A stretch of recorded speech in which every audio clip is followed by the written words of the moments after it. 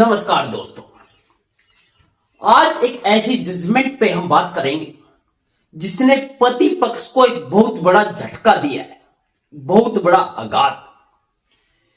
कि एक supreme court ने दोस्तों एक जनहित याचिका खारिज कर दी है जो पति पक्ष के लिए लगाई गई थी।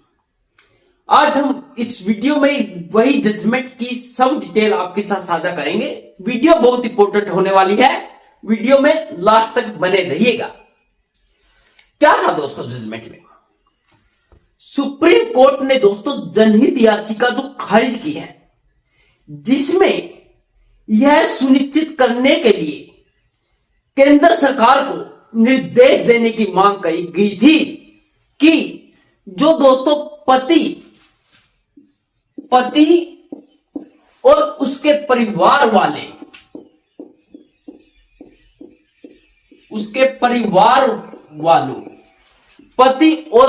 परिवार वालों को घरेलू हिंसा और प्लस दहेज, यानी जिसे हम कहते हैं 498A। इस जजमेंट में दोस्तों यही कहा गया था कि जो याचिका लगाई थी कि पति और उसके परिवार वालों को पत्नी द्वारा घरेलू हिंसा प्लस 498A यानी दहेज के केस के झूठे मामलों में फंसाया जा रहा है, परेशान किया जा रहा है। कि सुप्रीम कोर्ट को बोला गया था एक वकील के माध्यम से कि केंद्र सरकार को यह सुनिश्चित करे कि महिलाएं द्वारा अपने पति और ससुराल वालों को झूठे दहेज केस, डीवी एक्ट जैसे झूठे मामलों में परेशान न किया जाए। यह जनहित याचिका दोस्तों जो यह लगाई गई थी अतुल सुभाष था, आपने नाम सुना होगा, बहुत मीडिया में इसका बोलबाला रहा है।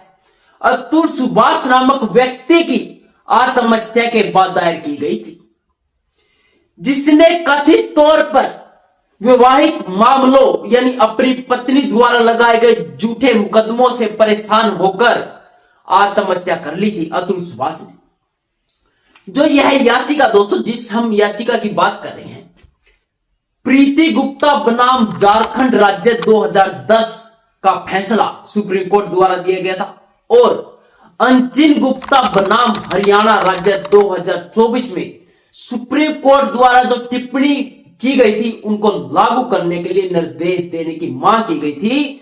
उस वकील का कहने का दोस्तों यह तात्पर्य था कि जो आपने जो पीछे 2010 में और 2024 में ये दो जजमेंट दी है, तो जो उन जजमेंट को केंद्र सरकार पर लागू करने का निर्देश देना चाहिए। परंतु जो पीठ इसकी सुनवाई कर रही थी वह थी जस्टिस बीवी नागरत्ना और जस्टिस सतीश चंद्रा शर्मा की खंडपीठ ने कहा कि हम इस जो आपने यह याचिका लगाई है इस पे विचार करने के लिए इच्छुक नहीं है, या तो आप इसे विड्रॉ कर लीजिए यानी वापस कर लीजिए, नहीं तो हम इसे क्या कर देंगे, खारिज कर देंगे दोस्तों, खारिज, कि हम इसकी सुनवाई नहीं करेंगे। यह बहुत बड़ी बात की है दोस्तों सुप्रीम कोर्ट ने पति पक्ष के लिए कि इतना बड़ा आघात कि उस पे विचार करने से ही मना कर दिया, उस पे बात करने से ही मना कर दिया। और सुप्रीम कोर्ट ने कहा कि ये जो 498A और घरेलू हिंसा जो डीवी एक्ट जैसे मामले हैं, इन पे कानून बनाने का हमें कोई अधिकार नहीं है। यह संसद की सर्वोच्चता पर निर्भर करता है, यानी संसद ही कानून बना सकती है, वे ही कानून बना सकते हैं। और दोस्तों सुप्रीम कोर्ट ने उस वकील को यह तक कह दिया, फटकार लगाई उसको, कि आप इस प्रकार की ऐसी याचिका इसलिए लेकर आते हैं ताकि आपका नाम अखबार में आए, मीडिया में आता रहे और आप फेमस होते रहे कि हम कानून नहीं बना सकते, कानून बनाना संसद का काम है। जो यह झूठे मामले हो रहे हैं, जो झूठे मामले दर्ज किए जा रहे हैं, इसके लिए तो समाज को बदलना होगा, हम कुछ नहीं कर सकते। हाथ खड़े कर लिए दोस्तों सुप्रीम कोर्ट ने। यानी कहने का मेरा मतलब है कि अब इंसान, ये पति और उसके परिवार वाले जाए तो कहां जाए। जो एक न्यायपालिका पे विश्वास था, सुप्रीम कोर्ट जो सबसे बड़ी कोर्ट, जहां पे आने के बाद तो सब कुछ खत्म हो जाता है, तो जब उसने हाथ खड़े कर दिए तो अब इंसान कहां जाएगा दोस्तों, कि हम कुछ नहीं कर सकते। एक संसदीय कानून है कि समाज को बदलना होगा। यह जजमेंट दोस्तों पति पक्ष के लिए एक बहुत बड़ा झटका साबित हो रही है, मैंने देखा, तो इसलिए मैंने इस पे एक वीडियो बनाई है और इसका मैं लिंक डिस्क्रिप्शन में भी डाल दूंगा, वहां से पढ़ सकते हैं।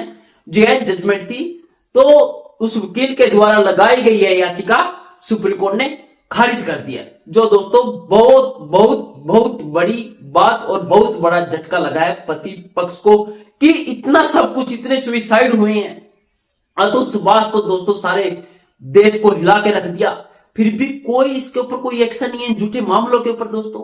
ये एक बहुत बड़ी बात है, इसलिए हमें समाज को बदलना ही होगा, इन झूठे मामलों को खिलाफ आवाज उठानी होगी। धन्यवाद दोस्तों।